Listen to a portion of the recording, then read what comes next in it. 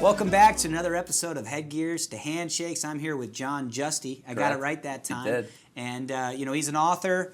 He was a wrestler, wrestled in college, and now he's an English teacher, and he's wrote some great books. And we're just going to get to know him a little bit.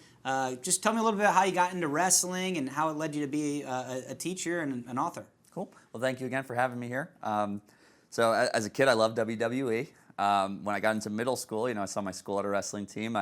Of course, I did know that it wasn't the same as what I was seeing on TV, but I was a little bit interested. My dad talked to me, and it turned out when my dad was in high school, he wrestled 1 year. They recruited him out of gym class as a junior because they used to, I guess, roll in gym class a little bit, and he was beating up one of the kids on the team. So naturally, they just said, "Yo, you're a tough guy. You should wrestle." And he was mostly a JV wrestler his junior year. He had one match where they put him in as a block, don't get pinned kind of a thing. Mm-hmm. And he ended up headlocking and pinning the county champ. So that was like his claim to fame moment as a wrestler.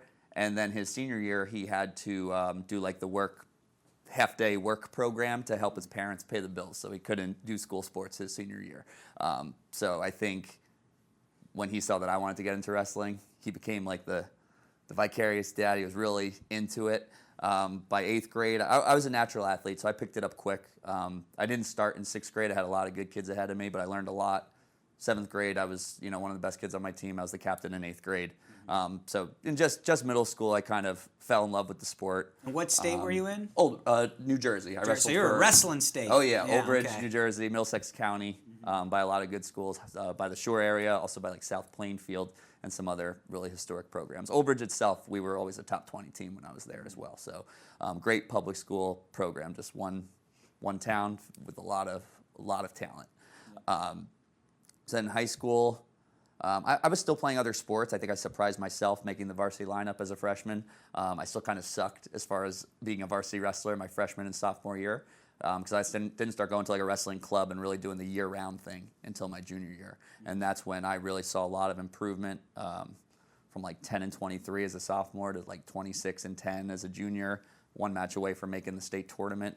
And then by my senior year, when I really had my mindset shift and I was doing everything right, I was a county champ, district champ, region champ. I took like a 37-1 record into the state tournament where I choked and went 0-2. But nonetheless, I still had some colleges interested in me. I was competing with the best guys and ended up going D3 from there. I had a winning record at Del Val, but nothing crazy, no national accolades or anything like that. And yeah, I just always stayed a part of the sport as a coach. As an English teacher, I teach kids how to write every day, and so a lot of the things I preach, I do in my own time, and I've, put together some publications. What are some things that you learned in wrestling, characteristic traits that you bring into teaching and writing? All right. Well, I would love to talk about how they transfer into writing, if we can. So this is my first fiction book I ever published. It was this past June, The Wait. And I love when people ask me how long it took me to write this, because the truth is there are ideas that I wrestled with for 10 years in my head that went into this book, but the actual drafting process this time around when I said, no, this is it, just June. I wrote this in June. And the whole month of June. Just June. So when you think of like wrestling season, and I think guys are smarter now about training year round and not roller coastering, but if you could think 2000s, like, yeah, we did some off-season wrestling, but like the day after Thanksgiving is when you were like going all in again. That's when you're worried about the weight. That's when you're going 3 times a day like a nut job. So that sort of manic energy that you would bring into the winter for wrestling season, like this is it, I got to be on every day, all day. That was me in June writing this book. I was up at 4:30, with my coffee, typing for an hour before I got ready to go to work. On my lunch break, I'm not having lunch. I'm not grading papers at school. Well, what is the book about? Because it's like a Goosebumps title. Like I'm like, oh, the wait. That's got to take I could read you the back. I can just tell you. Well, no, tell me. Let me hear it from you. Yeah. Okay. So my character Cody Nelson, he's really disciplined, leader and captain on his wrestling team. He's got the overbearing father, a lot of he's got the coach that's, pulling him out of class, checking his weight. A lot of like stereotypical characters that we would all recognize from our own wrestling careers. It's Monday morning, the week of the state tournament. He's 15 pounds over. And basically through flashbacks, we kind of learn about this crazy binge of a night he had after his region title on Saturday, which includes drinking, it includes smoking, it includes this girl who is just like, that he's infatuated by, but she's such a bad influence that she's basically coming with all this temptation at the worst all possible the things time. I beg my guys to stay exactly. away from. Everything that he should be staying away from presents itself through this girl named Mira the week of the state tournament. So not only is he cutting 15 pounds from Monday to Friday, but he's dealing with this. He's dealing with his dad catching him, who is also a little abusive. You've just got the school stressors. It basically just takes you through every day with flashbacks and stories with him and his friends and his teammates all the way through Sunday and the state finals, not to say too much more. But I will say I don't leave you on a cliffhanger either. So you will find out what happens. I love it when there's an actual ending. No, like when it and ends that's and it's like, what's going to happen? I'm like, oh. And as much as I loved the book Pinned, which inspired me. Yeah. We talked about that. It's with the New Jersey Championships, 2 characters, right? But it ends on the cliffhanger where they're facing in the finals, and you don't know which one wins. So when I sat down to write this, I said, no, they're going to know what happens at the end of Cody Nelson's junior year. So he's a hardworking kid, but he's also trying to find that balance of having some fun, letting loose, being a teenager at the same time as doing this really hard discipline thing.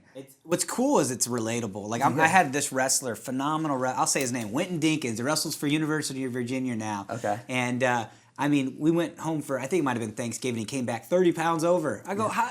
You have to try to gain the weight. And he's just an awesome kid, but at the end of the day, that's what they are. They're still kind of kids. Yes. And they want to live life, but they have these huge goals, and it's a constant battle of discipline. And he's going to do big things at Virginia, but that's just such a story that you've seen, and is probably going to be really relatable to any wrestler if they haven't gone through it themselves. If you're the heavyweight that's not cutting weight, I'm sure you have plenty of teammates that have gone through a story like that. Yeah, and even characters that I put in this book, like the alumni that comes back and he becomes kind of a mentor, but he was the alumni was kind of wasted talent, so the coach has this weird grudge with the alumni character, and then the coach has to kind of get over that because again they're kids, right? Like he has to be like, now this guy's an adult, I don't have to be mad at him for quitting on me when he was 17. He's back to health. Like, so all these characters you could picture in really any wrestling program. So I tried to make it this kind of relatable, just all-American kid who's being corrupted. And you probably pulled on people in your own experiences or friends. Maybe you don't have to mention it. You can mention it. I don't like to throw people under the bus. I mean, Cody is so much like me. I mean, I didn't win the state title. I kind of fell short. So he's kind of a more of a dream version of me, but I also think I was the kid. I wouldn't call myself sheltered, but I was so disciplined, and I thought of myself as like above even like going to a party or doing anything stupid for most of my wrestling career. For me, it wasn't until college that I kind of let myself have fun as well. So Cody Nelson, it's almost like a fantasy character where he allows himself to do these things a little younger in life, and figure it out. And I don't want to say that the fact that he gets corrupted helps him be a better wrestler, but it makes him less naive, and I think it makes him a little more spunky. And even though there's some conflicting things that he starts doing, I think it gives him a little edge. Yes, like that West Virginia wrestler that's doing the guns, you know? Because I think when I think back to myself, I did all the right things, but just didn't have that like mean, spunky edge. Yeah, I was just at a 37-1 record at states, but I was just like a shelled up, like scared kid. I didn't have this like swagger or cockiness there. So he's almost this fantasy. Like, what if I worked that hard, but I was also a little bit of that like partier and cool kid at the same time. And he's trying to do both those things. That's basically. That's cool. And we'll talk about the other books, but you had mentioned Vision Quest is a book. And, just tell me how that maybe, had a little bit of a fingerprint on you becoming an author? Yeah, so we all, I think most of us anyway, in the wrestling community know Vision Quest, the classic 1985 movie, Loudon Swain cutting weight to wrestle shoot. But that itself was a book. It was a YA novel published a few years earlier. And that author, Terry Davis, as I looked him up when I was younger and learned that, it turns out Terry Davis was an English teacher and wrestling coach. And so, just sharing that job title with him, I kind of saw that almost like a calling. Like I'm going to leave my fingerprint on this sport. So you found out about him when you were already an English teacher? Yes. Okay. Yeah. I kind of knew Vision Quest was a book first, but it wasn't till years later when I did that research and learned who Terry Davis was behind the scenes. And I remember that kind of being in my head like a calling. Like I'm going to leave my fingerprint on this sport with a story. I would have bet my life savings that you knew the Vision Quest, right? Because you're a wrestling guy, right? And that's my ultimate goal. Wrestlers will know the weight just by reference, whether it's because it becomes a Netflix series or just because this book makes its way around in our little So you're proud of that book. I mean, I got to read it now. This is my passion project. I love it. Yeah. And I didn't think the sequel could live up to it because I'm just, in general, I'm a guy who doesn't like sequels unless they really do have something different or extra or better to offer. But I think in October I did something magic with the sequel. So there's a sequel to The Wait. Yeah, so The Wait is about Cody Nelson. That's the original. Yeah. Okay. So The Wait is Cody Nelson's Week of States, his junior year. Yep. The Fall, it's the same format, Week of States, but it's his senior year. So a lot of his mentors retired. He had legal issues in between junior and senior year and this kind of community service thing that kind of set him back. There's a new girl in the picture feuding with the one from here. I almost thought of it, if you watch a Netflix series, even something corny like Cobra Kai, let's say, in order for a new season to happen, they always throw in a new character to shake things right up. At the end. So, I didn't want it to just be let's just do another state tournament. There had to be new drama, new people, new things. But speaking of, I mentioned my dad earlier and how he had this kind of quick moment in the sun with wrestling, and then he passed it on to me. And I took that father-son thing much further in the fall. So I do want to spoil a little bit of the fall just because it was the most empowering thing, and it's why I think it became really special. So the fall does not start in the present day. It starts with this flashback to a 1981 dual meet. And you kind of figure out in that opening scene that we're actually watching Cody's father. And so I basically gave my dad's real story to Cody's father in the fall. So it's a flashback to Cody's father, who has this big moment, headlocking the county champ when he was just a JV kid. And then he learns that just the titles are great, just next to each other, and kind of getting the story, the weight, the heaviness of it. And it's all the stresses. Stress, I'm glad. Just like in wrestling, I love titles that can say a lot. Right? Because Thank you, and they're wrestling puns, but they have a lot more. Yeah, you can see volume it, and you really, it's easy to tell when they're side by side like that. No, I appreciate just that's seeing. Cool. Thank you so much. 100%. I put a lot of thought into such short titles.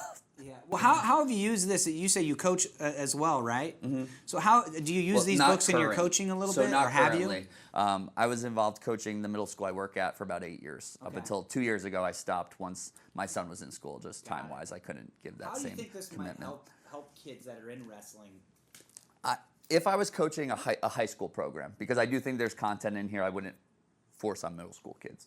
But if I was coaching a high school program, I would want a copy in every kid's hand, and I would want it to be a bonding thing to even have a book talk about this. And I think that would be kind of crazy to push as a coach. You're already making them work out and wrestle and drill just so you know, day. As a college coach, I had guys read. Yeah, but I think it's important. I believe in the mental side of everything too. Guys like the Zanetti brothers and Wrestling Mindset. I feel like this would fall right under that umbrella of no, this gives us a common character to talk about. It's less pressure than your own season, but we're still looking at the season. We're still looking at the grand scope of going to states in Atlantic City. There's mindset in here.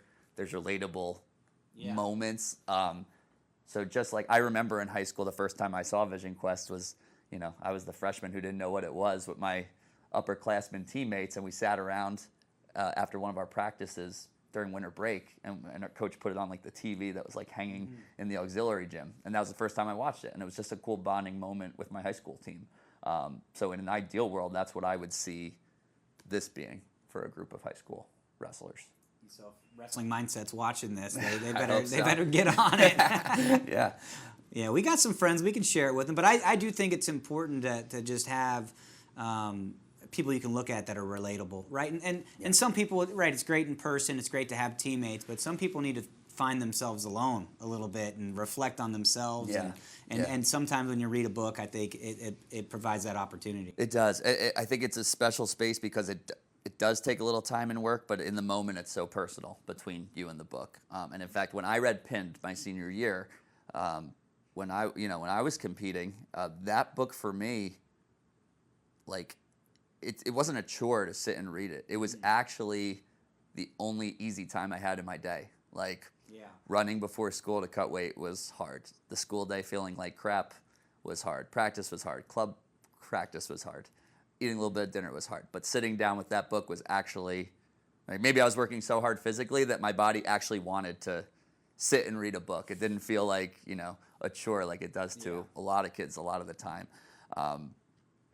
So I think, getting that, you almost become more self-aware, because you see it modeled with the character and their own thought process and their own dilemma. Having gone through challenges in wrestling, right, and you got a little bit better, came just short, but there's always struggle. That's what wrestling is, it's struggle. How did that relate to writing a book? The struggles? Of just trying to get it out there, force yourself to do it, push it. I mean, I just would assume there's some parallels there. No, I think there is. I kind of have to think through it step by step, but I mean the process, right? The planning that goes into it. As I said, I had this month of just manic, before work, after work, and just like, in season, like you're getting those little sessions at any time you can, right? You could recall having your team practice, then maybe going to the club at night or running before school, even though you have practice after school, just all these things.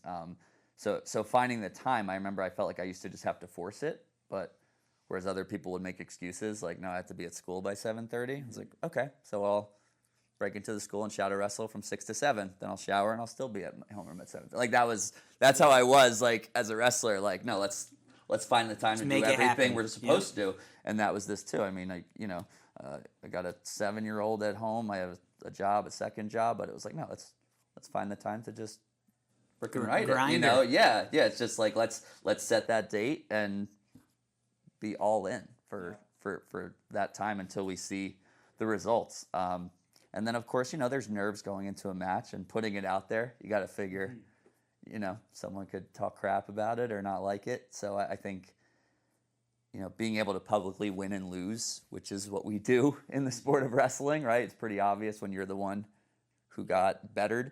I think that's kind of the same feeling when I first release it, and I'm just like kind of fingers crossed, like what are people gonna say, right? Like how many stars on Amazon are they gonna give it? Anything.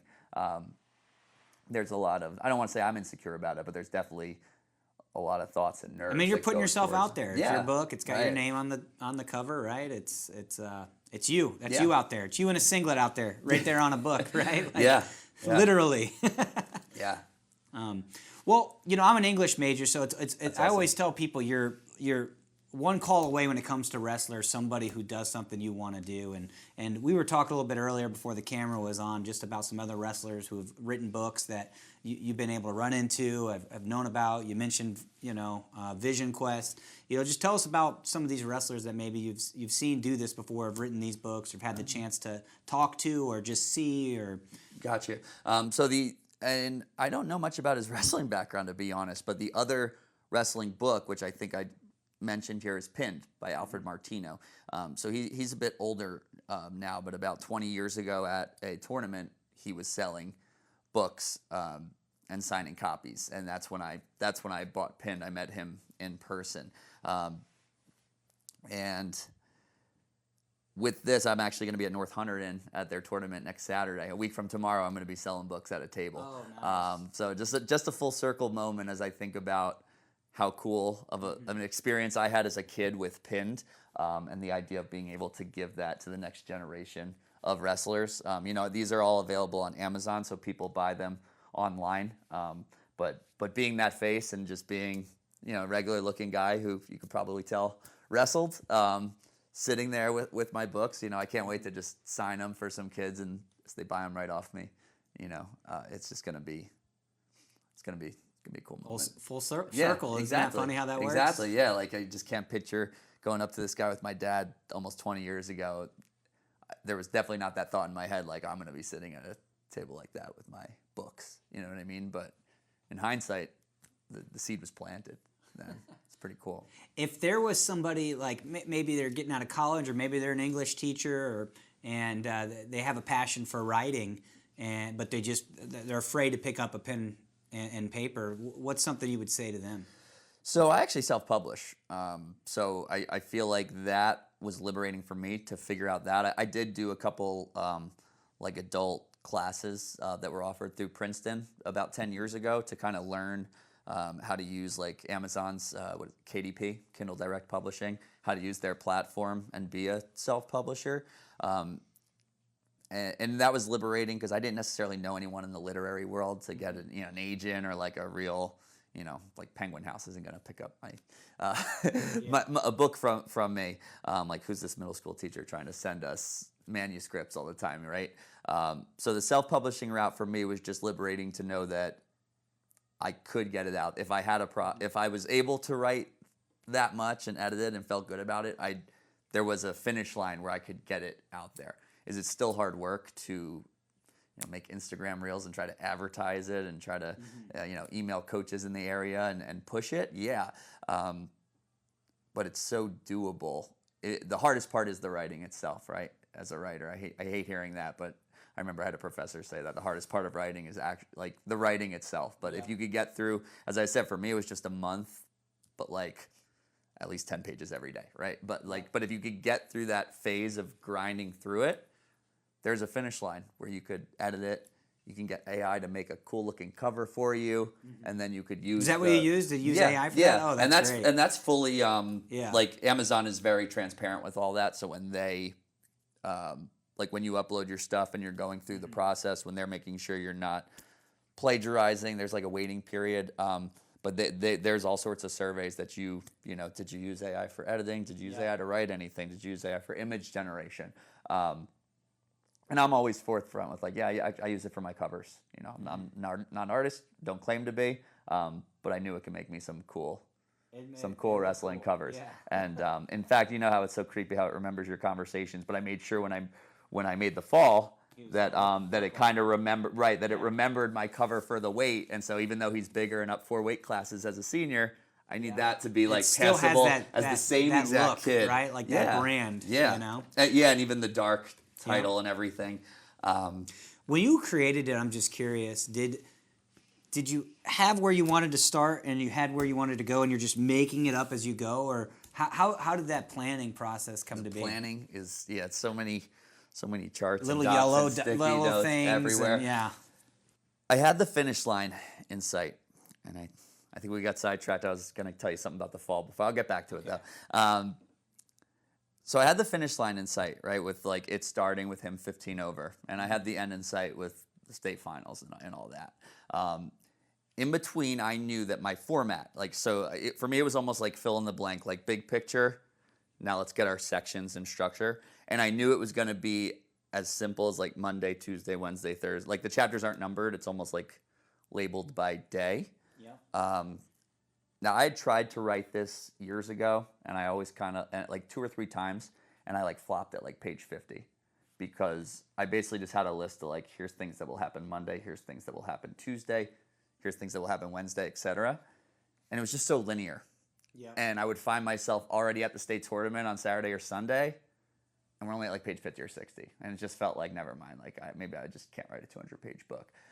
This time around, bringing in these other characters, like the girl who's corrupting him, like the alumni who comes back and has this weird thing. I had these extra characters and these extra side You have time stories to build it up and explain who they are, so and get a little meat to it. So even though I always had the vision for what I want to happen with the main character, for me, planning this time was about bringing in other characters and other little flashbacks and side stories to just like break up the just Monday through Sunday, 7 straight days. So it kind of takes you all over with flashbacks, but there's like fun little stories with him and his practice partner from like when they were underclassmen. There's flashbacks to his first kiss, to other moments with his dad that kind of set the tone for other issues this week. Like, so I think I got out of that like it just has to be straight through 7 days, and I had all these other ideas that I was going to throw in there. So then the journey just like, it just came together. And anybody that I know that read it was just like, it's so cohesive. How is this just June? Yeah. You know? But like I said, it was like 10 years of ideas that just finally played out correctly. It was so smooth in June. And I think it was just because I had the other kind of side quests to pull from and throw in there. Characters and it's a little bit of meat. Yeah. So tell me more about the fall. Yeah. So the fall, again, it starts out with this flashback to Cody's dad. So you get a little more taste of why he's so up Cody's butt and why he's so, kind of living through Cody. And this was actually, my high school coach used to tell me that when they would come out, they wouldn't run out with like this high energy warm up like most teams in high school do now. He told me they used to come out with their hoods up, lights out to Hell's Bells, and they would just walk out quietly, just stare down the other team ready for the Lehigh introductions. And I just had this fantasy about like this badass intro in the 80s. And so the opening scene, when Cody's dad has his heroic moment, that's how the team comes out to Hell's Bells. And then, there's this moment where at the state tournament later in the book, Cody kind of gets his dad's parents who, his dad had a huge falling out with the parents. The grandparents have never really been involved. They never watched him wrestle, but Cody gets the grandma to Atlantic City to sit with the dad for the finals. And it's 2010. It's the first year that the NJSIA is letting the kids pick their own intro music to the state finals. And so he comes out to Hell's Bells with the lights out and just like this badass moment where he just enters like the Undertaker. And you just know he's he's above it all. Like he's got this whole giant stadium. He's not even nervous. Like he's owning this moment and he's going to have it. And I tried to get like those motifs, like the music and the things that pump you up kind of like built in more symbolically in this one. So I feel like the weight is like kind of a great intro into some of these characters. And then they go deeper, and there's other just really neat moments in the fall. For me, I was surprised, but I think I ended up actually liking the second one better. Okay. So if I'm watching this and I'm interested in this book and I want to get it, how do I find one? They're both available on Amazon. So you can search my name with the title. Like if you do Google search John Giusti, the weight, it comes up. Obviously, weight is a very vague term. So if you just write the weight on Amazon, there's a million other things that could come up. But typically my name and the weight, or my name with the fall, will come right up. Nice. That'd be a good Christmas gift, right? Yeah, absolutely. Yeah, talking to parents, get your wrestlers the weight and the fall. I also link them on my Instagram and stuff like that. Just when I'm trying to publicize it and promote it a little bit, I always have links right to the Amazon pages. Well, I'll get one, so I'll put my review out for you and let you know. But is there anything else you want to say to the wrestling world, or anything to put out there? That's such a big open question. No, I think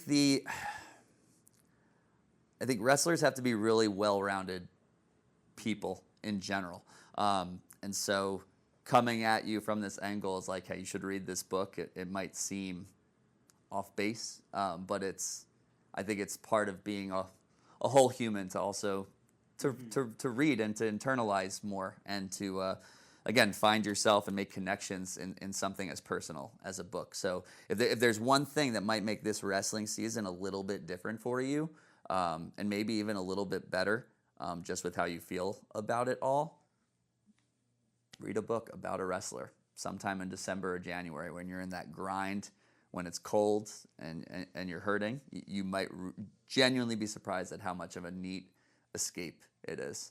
And I think anyone who reads this, because I get this feedback a lot too, can already see it as a Netflix series. So get ahead. Be one of those guys that read the book and is complaining that it's not as good as the original. You know, don't watch The Wait 5 years from now and be the guy who doesn't even know it was a book first. Awesome. Yeah. Get a head start on it. Well, I appreciate it. You got a customer right here, so I'm going to make sure to get one of these. And I appreciate your time. And that's the end of the episode. Thank you for having me. Boom. That was awesome.